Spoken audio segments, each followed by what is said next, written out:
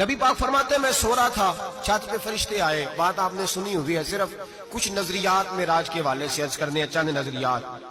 نبی پاک فرماتے ہیں حضرت جبریل نے چھت کے اوپر سے انہوں نے تھوڑا سا حصہ کھولا، چھت پھاڑی. ہمارے نا دیہاتوں میں لکڑی کی جو چھت ہوتی تھی نا، اس پہ ایک بندہ بھی اگر چلتا تھا نا تو گھر کے جو بزرگ ہوتے تھے کہتے تھے پتا کرو چھت پہ بندہ ہے کوئی.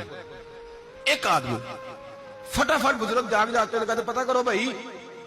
بلکہ ساتھ والے کو آواز دیتے تھے، دروازہ کھولتے تھے. ہوتا تھا کہ نہیں ہوتا تھا؟ ہو جاتا تھا نا. او بھائی 1.5 پونے 2 لاکھ بندہ چھت پہ چلے. اللہ کے رسول فرما رہے ہیں میں سو رہا ہوں. چھت پھاڑ دی، حضرت جبریل آ گئے.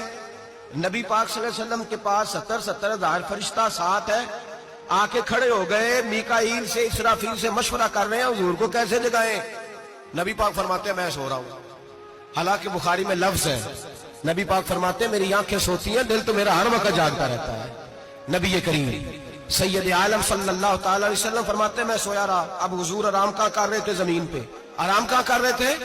حضور علیہ السلام زمین پہ آرام کر رہے تھے. جناب جبریل جھکے. کتنا جھکے کہ حضور کے قدم ہی چوم لیے.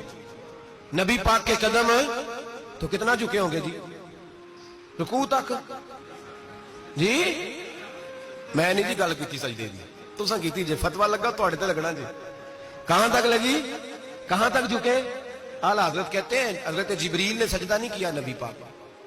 میرے اعلیٰ حضرت کا کمال یہ ہے کہ شریعت بھی بچ جاتی ہے اور عشق کو بھی پورا سکون مل جاتا ہے. اعلیٰ حضرت فرماتے ہیں جناب جبریل نے سر پہ تاج پہنا تھا اور تاج میں موتی لگے ہوئے تھے. وہ موتی نبی پاک کو سجدہ کرنے لگ گیا.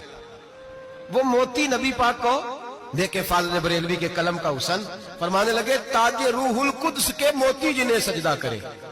تاج روح القدس کے حضرت جبریل کے سر کے تاج پہ جو موتی ہیں وہ نبی پاک کو سجدہ کر رہے ہیں. نبی کریم یہاں کوئی بندہ، اب تو خیر لوگ ہاتھ بھی کسی کے چومتے ہیں تو خود نہیں اوپر ہوتے، ہاتھ ہی اوپر کر لیتے ہیں.